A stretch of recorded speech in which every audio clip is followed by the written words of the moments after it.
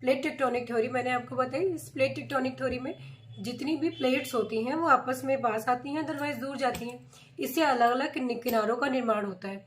मैंने आपको बताया ना, पृथ्वी पर कुल मिला के 7 बड़ी प्लेटें हैं और 20 छोटी प्लेटें हैं। इन 7 बड़ी प्लेटों और 20 छोटी प्लेटों और 6 उप प्लेटें भी हैं।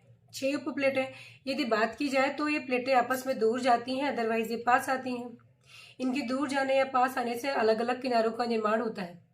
यदि प्लेटें पास में आती हैं तो उसे हम कहते हैं कन्वर्जेंट, अगर वो दूर जाती हैं तो उसे हम कहते हैं डाइवर्जेंट, और अगर वो एक दूसरे के पैरेलल में निकल जाती तो उसे हम कहते हैं ट्रांसफॉर्म। इन सभी प्लेटों से अलग अलग तरीके के माउंटेन्स का या रिफ्ट का, वैलीज का, अदरवाइज भ्रंशों का, अदरवाइज जिसे भ्रंश मीन्स दरारों का निर्माण होता है। तो यदि हम ये बात करें कि वोल्केनोस का निर्माण कैसे होता है, तो वोल्केनोस का निर्माण कन्वर्जेंट और डाइवर्जेंट साइड से होता है। इसमें क्या होता है कि जो प्लेटें होती है जो आपस में पास आती हैं वो आकर के कुछ इस तरह से उठ जाती हैं, अदरवाइज ऐसे हो जाती हैं। ये प्लेट इसको ओवरलैप करके ऊपर निकल जाती है, प्लेट नीचे की तरफ चली जाती है।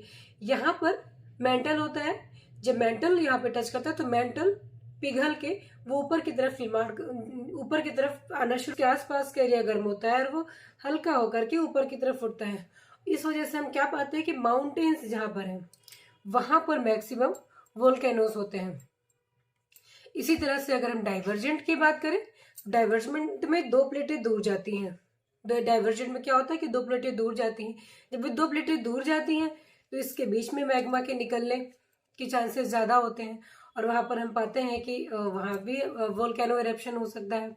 और तीसरे प्लेट की अगर बात करें, मतलब तीसरे साइड की अगर बात करें, तो 2 प्लेटें जब आपस में पैरेलल होती हैं तो ये आपस में जब एक दूसरे के पैरेलल निकलती हैं तो यहाँ पर इस तरीके से कुछ दरारों के निर्माण की संभावना बढ़ती है। ये पास में है और ये आपस में एक दूसरे के पैरेलल जा रही है, तो दरारों के निर्माण की, जिसे हम भ्रंश कहते हैं हिंदी में, इसके निर्माण की संभावना बढ़ती है। इस तरह से अगर प्लेटों की बात की जाए तो प्लेटों के पास में आने, अदरवाइज दूर में जाने में कितने तरीके के साइड्स का निर्माण होता है, तो 3 तरीके का, डाइवर्जेंट, कन्वर्जेंट और तीसरा है ट्रांसफॉर्म। डाइवर्जेंट प्लेटें पास आती हैं, कन्वर्जेंट प्लेटें दूर जाती हैं और ट्रांसफॉर्म में प्लेटें पैरेलल में आपस में एक दूसरे को ओवरलैप नहीं, बगल में से पैरेलल ही निकल जाती हैं और वहां पर दरारों का निर्माण होता है। वोल्केनोस की स्थिति सबसे ज्यादा डाइवर्जेंट में और कन्वर्जेंट में पाई जाती है।